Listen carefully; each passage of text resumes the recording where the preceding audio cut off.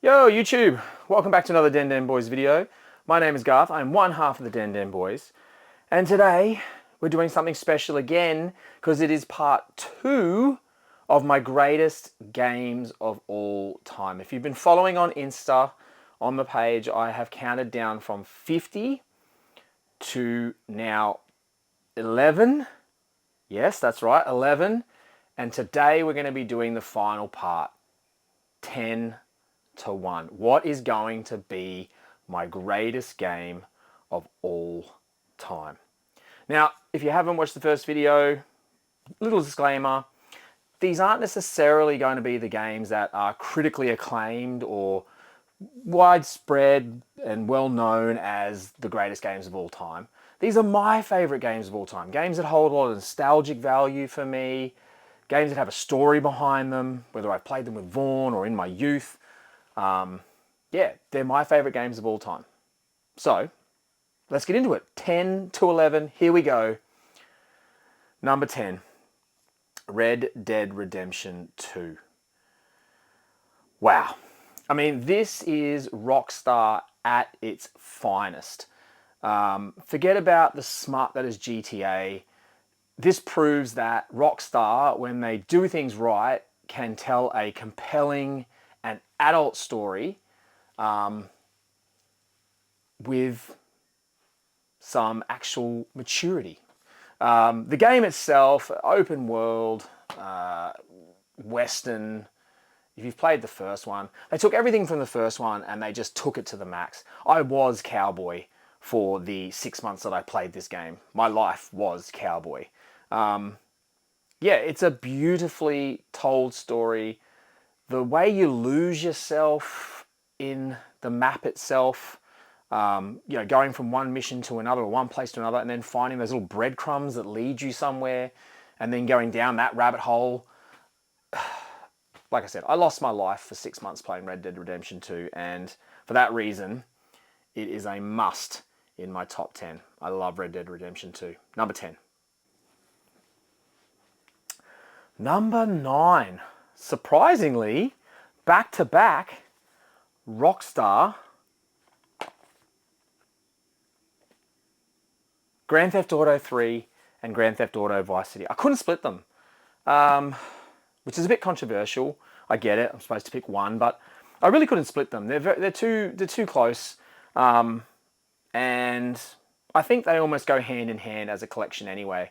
GTA 3 for me was the first time that a game really stopped holding my hand and just let me be, let me play in. And it was the first time sandboxes really were a thing for me.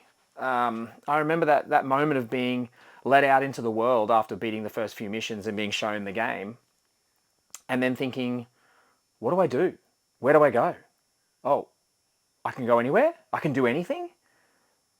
Was absolutely mind-blowing. The gameplay itself was so much fun. Creating your own story was awesome. I love Vice City for the fact that I'm a huge Scarface fan. So the idea that they had that kind of like, bit of a tie-in with the Scarface theme, set in Miami in the 80s. What a setting. I'd love to see them do an actual HD remake of this. Would be really cool, but here's hoping. Yeah, I thought they took everything from GTA 3 and even though it's the same game essentially, adding that theme of the 80s and the Miami Vice style was really cool. I just remember hitting me in the right spot. I was the right age when this game came out. Yeah, I enjoyed the free space that the game gave me to do whatever I wanted, like I said before. And on top of that, like, it did things that we hadn't seen in games before, being able to fly choppers and get in the car and have, personalized radio stations. And it was just a lot of fun. And it's iconic. It's changed the gaming landscape. Some may say for better, some may say for worse. But for me, these two are the peak of Rockstar and the GTA series. So I'm putting Grand Theft Auto 3 and Grand Theft Auto Vice City in at number 9. Number 8 in the greatest games of all time countdown. Could it be the greatest platformer of all time? Maybe. Plok for the Super Nintendo. What a phenomenal game. The reason this goes in at number 8 and inside the top 10, it's an amazing platformer with some really unique platforming mechanics about throwing your arms and losing limb pieces to hit targets, and sort of the puzzle element of all the stages. Huge stages too. Amazing stages. The soundtrack is legendary. The Folan brothers, to make this soundtrack, it's a mind blower. It's such an amazing soundtrack, one that I'll often put in the car and play right through. And then on top of that, it's got the nostalgia for me personally because of the story of myself and Vaughn clocking this game. This was, for a while, this was our Mount Everest. It's not an easy game to beat. There's no saves. It's a long platformer. Some of the stages get really difficult, especially towards the end when there's the whole vehicle transformation, which if you've seen our videos, we've actually reviewed Plok in the past. It's in our Hall of Fame. No gimme. It's a tough platformer. And that's why it's part of the reason why it's in there, because we stuck at it. We'd go play it every single sesh, get a little bit further than the last time. And when we finally clocked it, it was an amazing feeling. So upon it being, other than just being an amazing game, there's the real nostalgia and the story behind why we love this game. So for that reason, the legendary Plok goes in at number 8. Number 7 in the countdown. The greatest survival horror game of all time, in my mind, Dead Space. I freaking love this game. The atmosphere, the setting, the horror theme, the style of weapons, the view, the sort of that over the third person shoulder, but sort of almost first person view. Phenomenal. As you saw in my first part, I love survival horror games, and I think this is the best survival horror game of all time. It hits me right in the spot. I love it. And having played the remake where they changed a few things to tweak the gameplay from the original, only made it an 11 out of 10. It is a phenomenal game. If you have not played Dead Space, what are you doing? The best survival horror game of all time. Number 7, Dead Space. All right, more controversy in the top 10 list because I've gone with another side-by-side, can't split them game. And that is Dark Souls and Demon Souls. What a franchise. Again, a game-changing franchise. Who would have thought that people would have been up for a series that basically punished you for any wrong move, lifted the difficulty to 11 out of 10. Who would have thought that would have been something that people would have jumped on? But it has been a phenomena, and we're all the way up to Elden Ring now with the whole open world. But Demon Souls was the first one for me. A friend introduced it to me, had been playing it, and I'd heard about the series and had seen it reviewed 10s out of 10s everywhere by a magazine that we used to really rate back in the day, which was Games TM, not around anymore. And they gave it a 10 out of 10. My friend was all about it, and he came and showed me the game. Now, he'd been playing for hundreds of hours, and he showed me the game, and he died within about 10 minutes. And it just affirmed everything that I'd heard, which is brutally hard. Anyway, Vaughn bought me a copy for my birthday that year, and I thought, you know what, I'm going to give this a go. I'm going to do it. And I sat down, and once it gets its hooks into you, you're a Souls player for life. Then Dark Souls came around and, took everything that the original did and upped it. Made it a more open world. The idea of connecting parts of the map that hadn't been connected before. A lot more secrets. It was definitely an upgrade on Demon Souls, but I have a soft spot for Demon Souls because it was the first one that introduced me to the series. But Dark Souls is in my blood. I am a Souls player. I've played them all, clocked them all, platinumed them all. And every time a Souls game come out, I will be first in line to play it because I love my Souls game. So for that reason, and the way it changed my life for the better, some might say for the worse, my partner would. Dark Souls and Demon Souls gets in at number 6. Number 5 in my collection of the greatest games of all time. This one actually surprised me where it fit, because on my previous list from 8 years ago when I last did and sat down and did my list, this was number 1 and it slipped. Super Monkey Ball for the GameCube. Why do I love this game? At its core, it's the purest video games ever get. It is just rolling a ball through a maze to a goal. Doesn't get any easier than that, right? You'd think. It is brutally difficult if you go for the completion, which we found out. The other reason, I mean, beyond it being an amazing game, the party games thrown in there, the actual gameplay, which is flawless, you can't fault it, is our story behind Monkey Ball. We have unlocked Master Mode, myself and Vaughn together. It's probably still the greatest gaming achievement of all time in my life. We sat down 14 hours, 2 CRT TVs. We had one for practice, one for the real thing. And for those who don't know, Master Mode is 50 levels, no continues.